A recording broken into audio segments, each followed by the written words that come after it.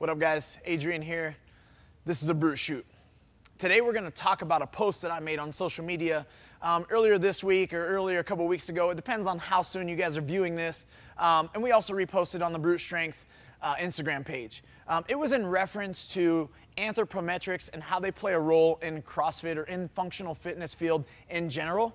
When we refer to anthropology, I'm referring to essentially the relationship of someone's body to its other parts. So it might be like the torso length in comparison to the femur length, and the arm length in comparison to the femur length, and those three in comparison, and devising a bit of a ratio to see exactly like what movements will favor this particular athlete due to leverage or the moment arms that are created in any particular movement, like the deadlift, the overhead squat, the back squat, the front squat, even the thruster, and how these things can play a role in our gym and then also on the competition floor in regards to CrossFit Games or pursuing the CrossFit Games. So I wanted to mention specifically that if you guys are looking at that picture or you see it and you're like, man, I have no idea what these terms mean or what that means or what this might mean for an athlete as I see them walk in the door, and I notice that they do have a pretty short torso, and wow, like his femur length is pretty long, or his hips seem to be really high and his arms are really long.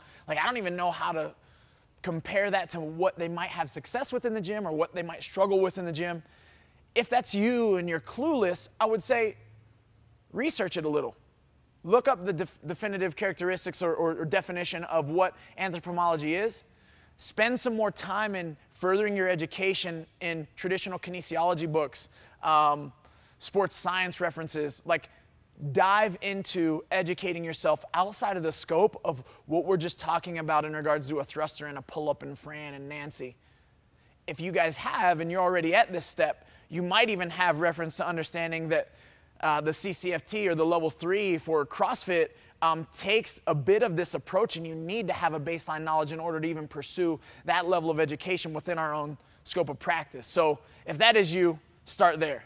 If you guys have an idea what I'm talking about, then you can relate and you understand what I mean. So for me specifically, I'm a 5'11" athlete. I've got a really short torso, long femurs, and extremely long arms. I will tell you from the fact that if I were to pick my own self out of a pool of athletes here, I wouldn't be the one to pick to train to go to the CrossFit Games. And some of you guys are like, well, why, Adrian? You've done decent, or you've done well, you've made it to the games, you've done some things. Very true.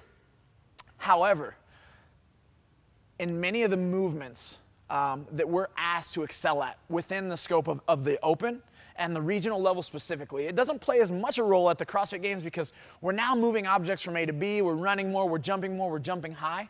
But when it comes to just moving barbells up and down, for instance, the distance that I have to create or make those movements travel is greater. And it even turns into a greater range of motion when you start to think about leverage and angles than someone that's a little taller than me with a longer torso and shorter femurs or maybe potentially shorter arms. So when you think about athletes, don't just get caught up in comparing like, oh, that person's really tall and that person's kind of short. Because there are also short athletes that have the same kind of dimensions as me. Shout out to my brother Austin Maliello out there, long arm, short torso gang. We're really good at deadlifting. We love to pull things off the ground. But what might not be optimal or wheelhouse for us are things like overhead squats. Thrusters repetitively are just going to be a bit slower because of the distance that it has to travel from the point then it leaves our center of gravity or our clavicle or our chest, versus like a shorter athlete. Let's scrap the shorter athlete. Let's compare another 5'11" individual to me with a longer torso, shorter femurs, and shorter arms. Our thruster rate is going to be a little different because I have to send my hips further down and back, right?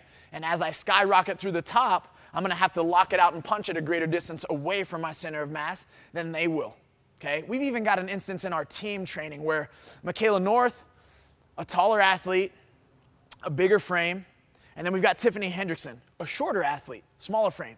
However, Tiffany's arm length is dramatically longer than Michaela's, and Michaela has short arms. So even though Tiff is smaller, who cycles handstand push-ups at a faster rate if we're both kipping? Michaela does. Who cycles thrusters at a faster rate? Michaela does, right? So this plays an extreme role when you think about performance and the aspects of performance that you want to train for as a coach or you want to program for as a coach for certain and specific athletes. And it also plays a big role when you're thinking about game planning workouts, right? If I myself am partnered up with Michaela and we're doing synchronized chest to bar pull-ups, I innately have to speed and or try to tighten up my range of motion in order to go from full extension to my chest hitting the bar at the same time as her. Versus like when I do it with Tiffany, although she's a shorter athlete, the relationship of our arm length helps us kind of cycle those in a more smooth action. So these are all things that you have to consider. Now, I know some of you guys are like, hey, this doesn't even apply to me. I'm not a CrossFit Games coach. I'm not a CrossFit Games athlete. So check this out. When you have people walk into your gym and we're doing a foundations class or we're doing a one-on-one class, like how well are you at diagnosing what is going to give an individual particular problems? And I'm talking aside from the one-on-one consultation where you guys are actually going through their injury history and they've got this back issue and this ankle issue and all these things aside.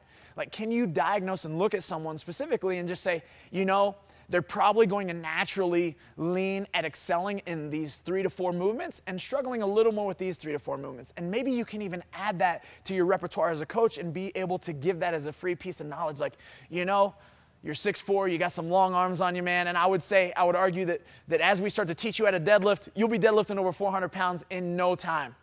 Now, I'll tell you what we might struggle with a little bit out the gate is going to probably be the front squat and overhead squat.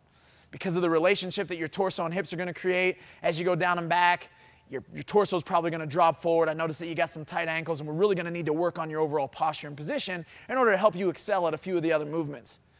That is what's going to help continue to set your gym apart, you as a coach apart. So if you guys have no idea with what we were posting about there, and we could honestly take this on forever, maybe I'll encourage my partner Nick Fowler to do a knowledge bomb on this and we can extend the length a bit. But the magic's in the details, right, as a coach. And you understanding and having a big picture about what Anthropometrics can play in any given situation in a gym with a class of 22 people or a class of 6 people. If you are that coach or that particular athlete that has certain struggles, maybe understanding why and what you can do to help improve those, or knowing that you'll have particular limiters are going to help play a role in either your career in this field or your career as a competitive athlete in this field. So go get more education, guys. Create that baseline of knowledge and keep studying.